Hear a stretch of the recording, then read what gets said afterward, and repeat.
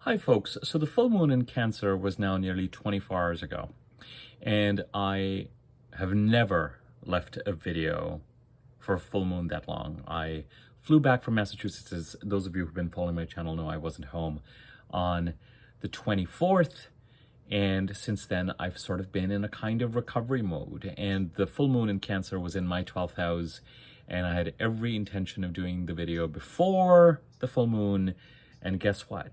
At some point, I must have lain down, and the next thing I knew, it was the evening. I slept.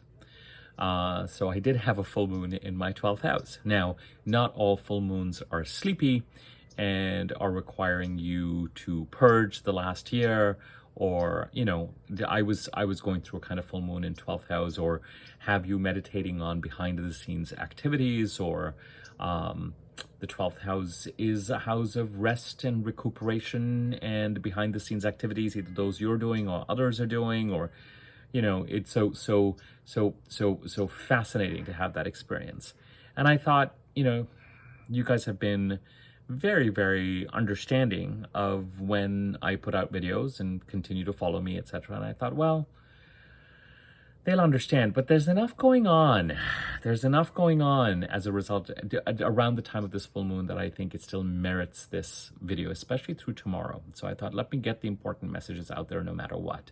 First and foremost, full moon is an exaggeration and an intensification of energies related to the house that the moon is in. So if you have a 12th house full moon, sort of the rest and recuperation is taken to a limit. Typically, full moons can bring on the positive side offers and exposure. Sometimes they can bring closure to things that you might be looking for. Therefore, the offers, sometimes it can mean departures, endings, completions, but often it leads to an emotional intensification of energies, the proverbial pot of milk boiling over. Tears, tantrums, anger, emotional intensification, our emotional intuitive truths, a light being shown, the disk of the moon being full, and the moon stands for our happiness, but really I think the word I like to use is our contentment, our intuitive life, our emotional life, our non-rational life. For some of the ancients, the moon really stood for us more than the sun does. You, I think, know where I stand on this, where the sun kind of stands for some sort of a fundamental truth and connection to spirit in us, truth with a capital T, whereas the moon, like Mercury, is much more reflective of how it is that we engage with the world and move through it. And I would be more inclined to say that the moon stands for us and Mercury stands for our mental processing and the transactions, the communications that we do on a day-to-day basis. And certainly, for people who follow their lunar returns or lunar return charts, you'll know that if you follow where the moon is at any given point in your chart and in your lunar return chart, you are pretty much identifying what the energy of those days is and what you will primarily be focusing on. It's that powerful. It's one of the things that actually convinced me to take astrology more seriously. Not only thinking of the month as a lunar month, starting with a new year, peaking with a full moon, ending just before the next new moon, and sort of the energies around that. Also more mundane things like Mercury retrograde periods, and, you know, the association with that, and travel snafus and delays, but more importantly, the revelation of things that are under the surface, and in someone's blind spot. So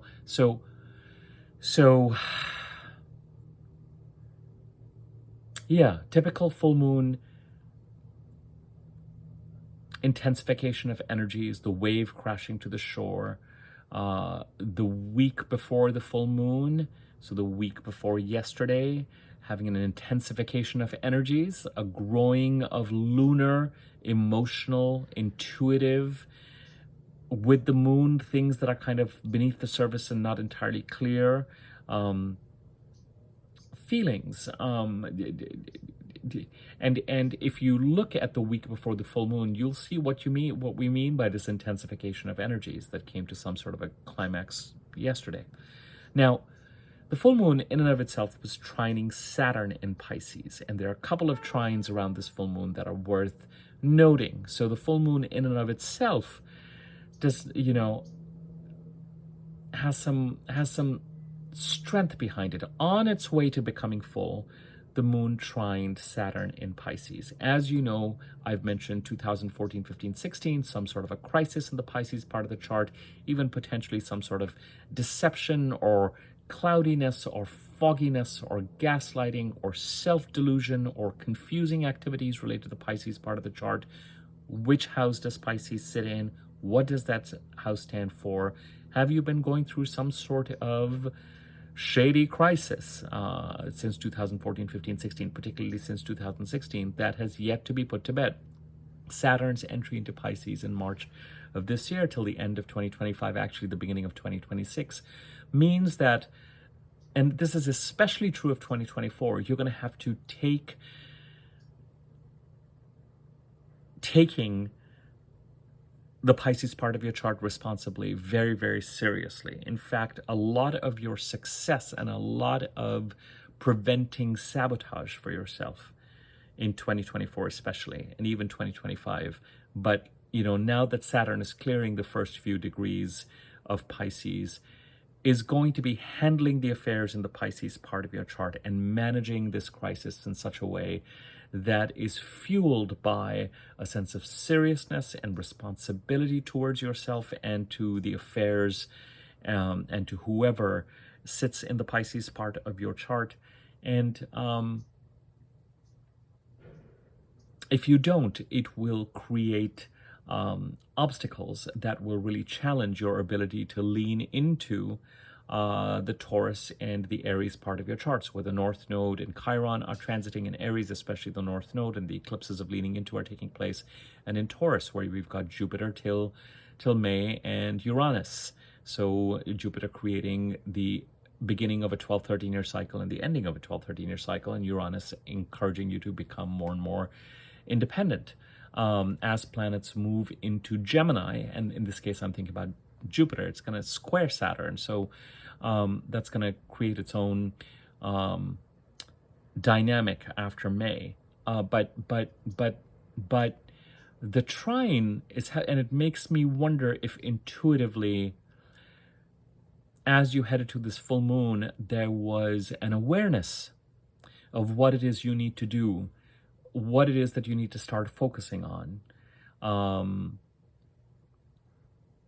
to handle, to honor, to align with Saturn transiting the Pisces part of your chart right now. So if you have some thoughts, if there's a sense of, especially if Saturn in Pisces is already starting to bring you solutions with regard to how to take care of issues, concerns, and crises in the Pisces part of the chart, you may have spent some time under the surface dealing with some conclusions and some ideas and some thoughts as to how to put those in action. And those are to be celebrated, and perhaps, if they feel valid to you, to be executed on, so that you can start to manage and bandage this part of the chart, the Pisces part of the chart.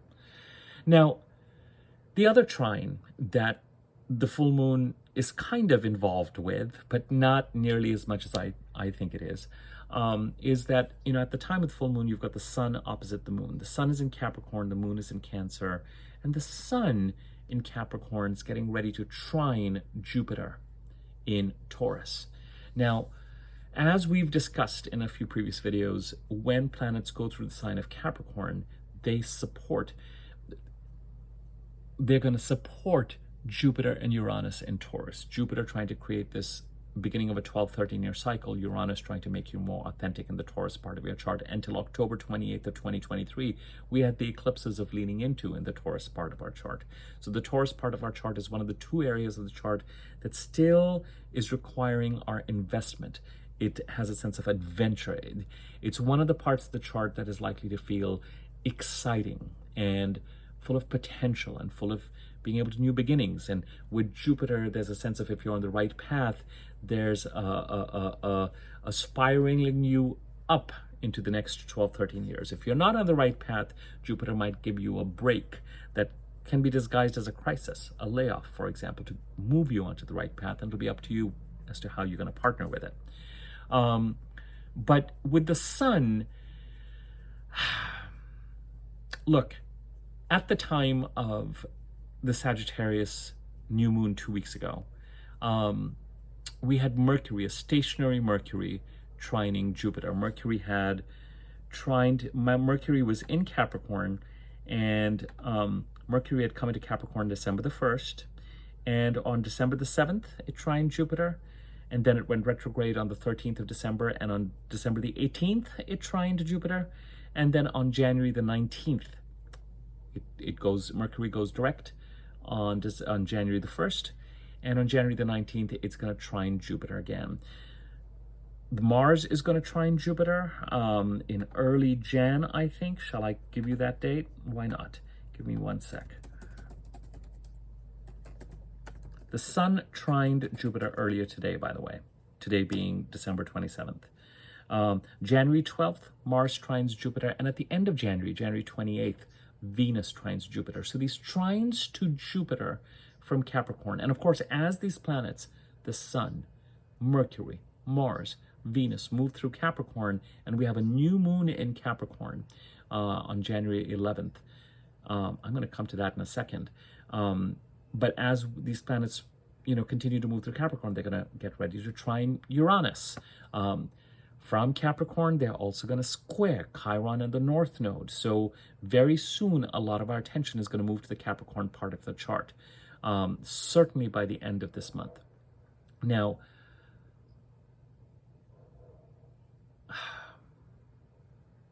this full moon in Cancer is directly related to the new moon in Capricorn.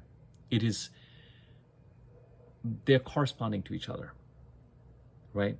The sun is in Capricorn, the moon is in Cancer. And 2 weeks from now, the moon will join the sun in Capricorn. Sometimes you have the full moon before the new moon that correspond to each other. Sometimes you have the new moon before the full moon. So I would encourage you to think about yesterday's full moon as a kind of closure and completion. The new moon in Capricorn is a really opportunity-filled. The new year doesn't really start till the new moon in Capricorn. That new moon on January 11th is a new year starting kind of new moon.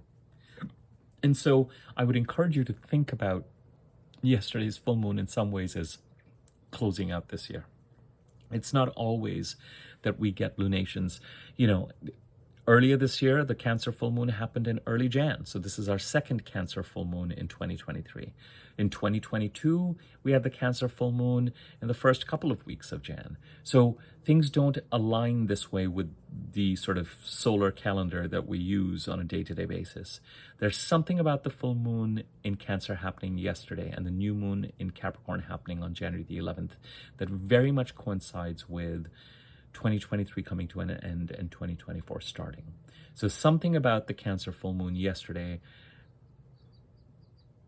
and its relationship, there's so much about the Capricorn new moon that is looking forward and looking ahead. By that time, Mercury will be direct and will have started to gather some speed. We will really be in forward motion land. A lot of planets. Jupiter will be direct. Neptune is now direct, I think. Saturn is now direct. There'll start to be a lot more forward momentum. And quite frankly, you might start to feel like you're ready for that forward momentum even by January 3rd, 4th. If Mercury's going direct January 1st, give it till 3rd or 4th to start to gather momentum, and then we're in sort of forward movement land. But that new moon in January 11th is really going to get the ball rolling on 2024, which is lovely. So there's something about this full moon in Cancer that has just happened less than 24 hours before. It's about 3:50 right now, and it happened at 4:33 p.m. for me yesterday. So just a little shy of 24 hours provides that closure. And till tomorrow, till December the 28th, you may still be contemplating and be under the influence of this full moon because the moon is still in Cancer for another 24 hours while I'm recording this video. So, and a Cancer full moon, the moon is the ruler of Cancer and the dispositor of this chart. It is a very lunar full moon. And those lunar qualities of emotional and intuitive disturbance and protection and self-protection and protection of others and protection of what we value in a certain sense, very, very powerfully, almost irrationally. It's not a rational lunation. Full moons are not meant to be, but a Cancer full moon especially is highly emotional and emotionally connected to, now this is going to sound like a weird thing I'm going to say, our emotional rationality, our emotional logic, our emotional, we talk about how our subconscious really drives us. And with the moon, we often think about things that are under the surface. We often think about our emotional truth is, and the things that we fear. I'm thinking about the tarot card related to the moon, and you've got this foolish moon, and you've got all these creatures. You've got the wolf howling, and you've got these, sea creatures kind of shivering or shuddering under the power of the full moon, and it's a Cancer full moon. So it's a very lunar, very, as you go about your day-to-day business, it wouldn't surprise me at all if, as you've been heading to the Cancer full moon, day before yesterday, especially yesterday, today, and tomorrow till the 28th at the specific time, it wouldn't surprise me at all if your emotional reality and your intuitive reality and your emotional intuitive truth with regard to what you choose to protect and how you choose to protect it is going through some sort of real flare-up, And again, if you know what house Cancer is in your chart and what house it occupies and what and who it stands for, it gives you a sense of where it is that this is operating. But this Cancer full moon is then going to feed into and inform the Capricorn new moon 2 weeks from now. That will really get 2024 starting. I really, in and of itself, like that Capricorn new moon a great deal, and I'm looking forward to it.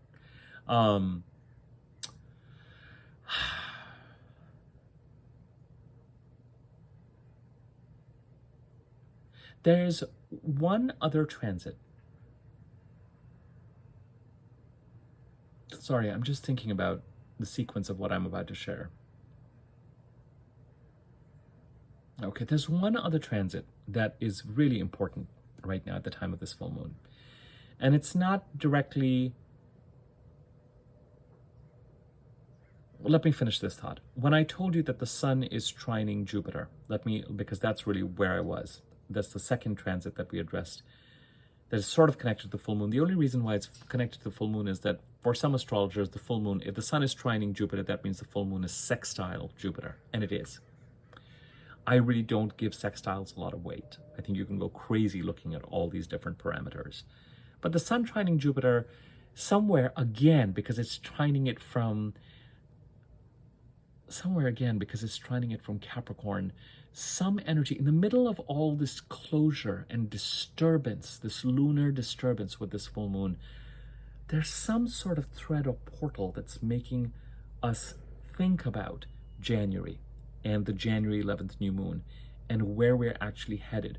What needs to be closed out, and the I's need to be dotted and the T's need to be crossed and settled and sorted out and sorted through by tomorrow so that you can emotionally feel like you are free to move forward and look forward.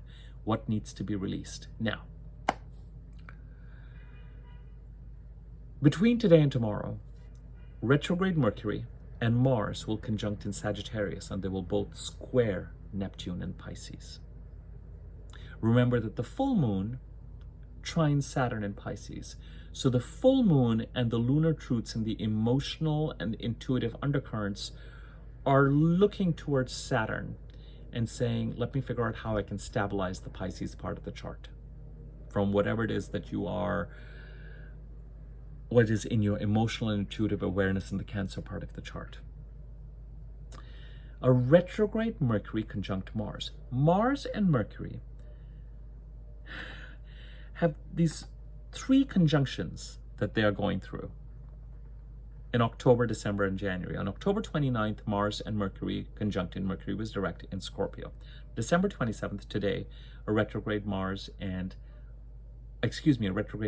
and Mars conjunct in Sagittarius.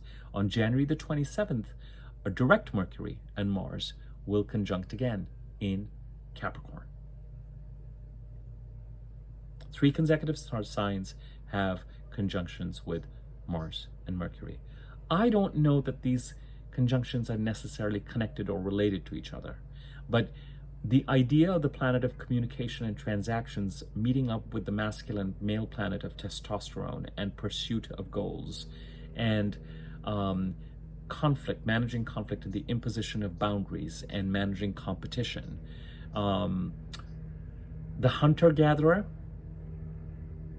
planet, pursuit of goals, the action-oriented doer planet, and also the protector planet if boundaries are transgressed. And the planet of communication and transactions meet in the Scorpio part of the chart in October, in the Sagittarius part of the chart today, and in the Capricorn part of the chart roughly a month from now.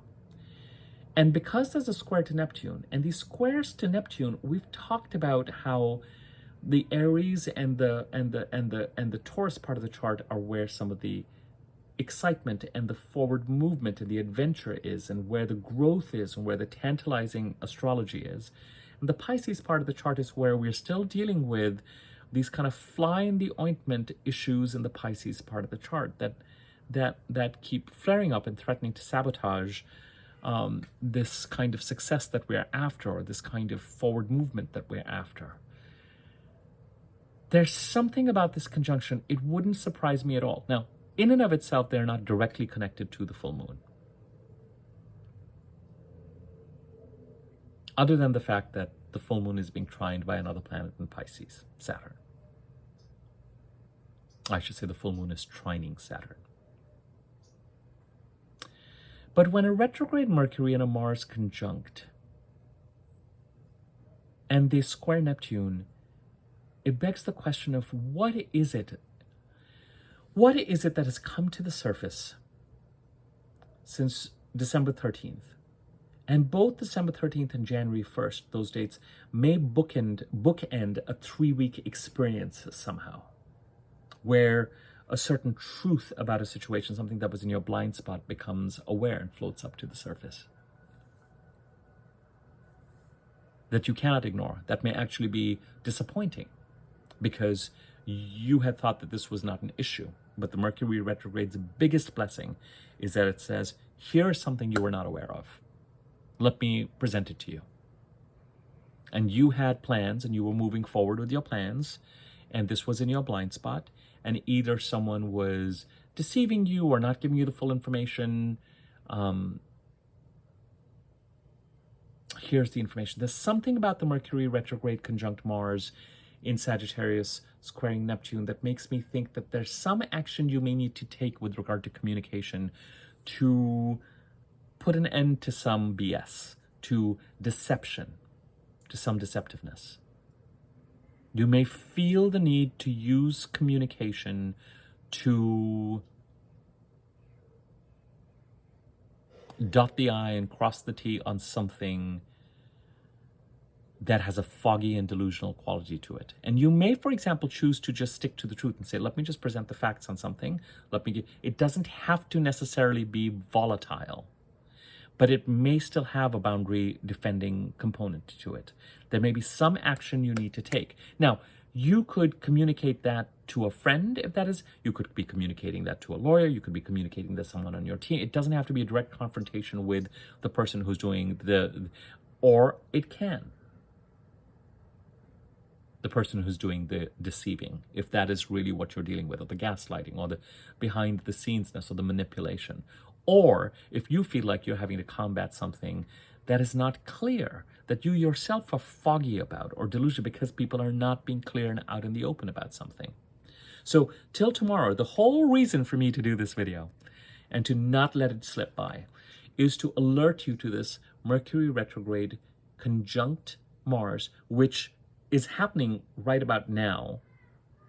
So if someone were to try and do something to hurt or damage or whatever, it could very well be something that occurs on the 27th, and by the time you get to about 4 p.m. on the 28th or something along those lines, you may feel like, you know what, within the next 24 hours, you may feel like you need to take some action to put the kibosh on something, or at least defend yourself in such a way, in a fact-based way, that continues to surface what may be going on behind the scenes for yourself and for others, but also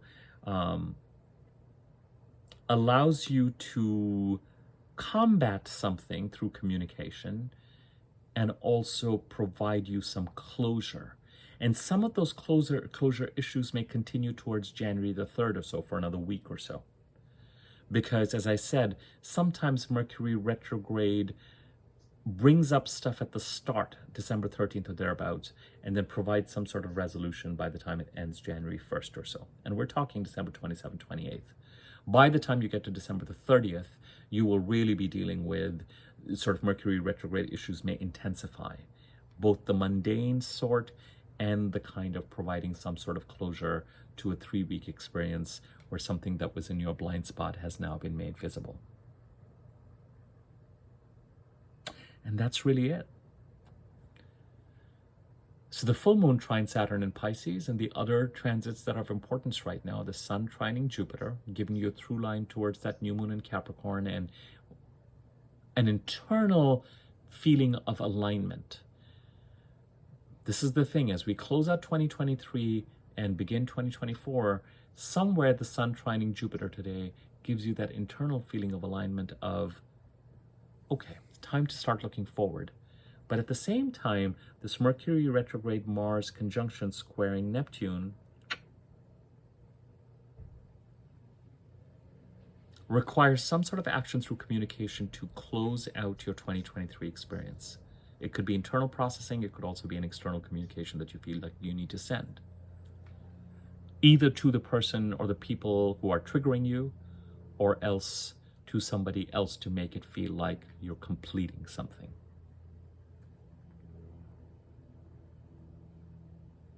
And you may do it by tomorrow, or tomorrow on the 28th. I'm talking Pacific time, but whatever. Or you may have that communication or that transaction or that research with somebody else who can assist you with some part of the process. But you may be seeking to watertight a situation, to defend yourself, to state the facts, to combat some murkiness as you head towards tomorrow. And with the full moon trining Saturn in Pisces, where Neptune is, so you've got the full moon supporting Saturn in Pisces, and you've got the retrograde Mercury conjunct Mars needing some action to combat Neptune in Pisces. So the support is there. The support is there. The intuitive ideas are there. You may just need to execute on them. And it might help you to, and in doing so, it might actually help you to process key lessons from 2023 that you need to put to bed. By acknowledging them, and by learning from them, and by allowing 2023 to gift you what 2023 has taught you, and what you feel you need to move forward into 2024 with, having started the process, or even being well on the way of completing the process of integrating those lessons, so that by the time you welcome new opportunities in 2024, particularly as they gain momentum past the middle of January, January 11th, then you can really feel like you've taken the nuggets from 2023 and have incorporated them. That's the important thing, so that you are less wired to repeat those same patterns again. And that is so much part of this time in terms of resolutions and what we've learned, etc. But as part of that, there may be some sort of action that needs to be taken.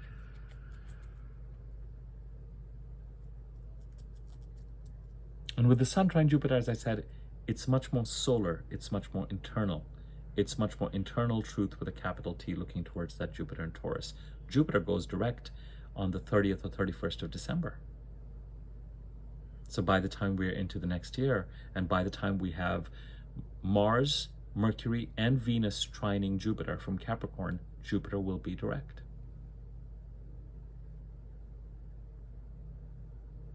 By the time we head to about January 3rd or 4th, it's time to get moving. It's all systems go. It's all systems go. And as I said, that new moon in Capricorn is trining the North Node. Is squaring the North Node in Aries and is trining Uranus. But the thing with the new moon in Capricorn is I'm more interested in that. With that new moon in Capricorn, as far as I'm concerned, it's actually relatively unaspected. I'm more intrigued by some of the other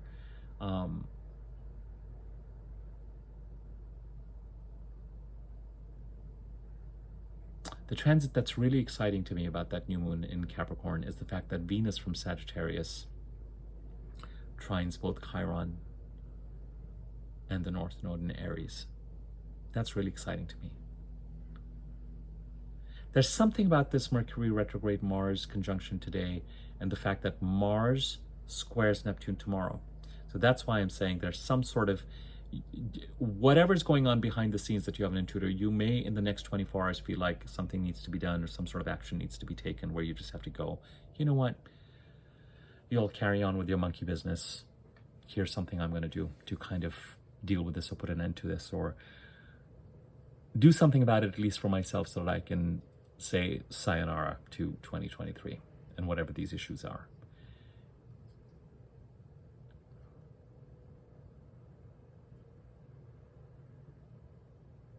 I will leave it at this and trust that the timing for this video is right and it finds you at the right time. I am back in California, so my videos will start to get back to normal now. Thank you for your patience. Feel free to comment, share the video, tell other people about it so that they can watch this and take a look at it.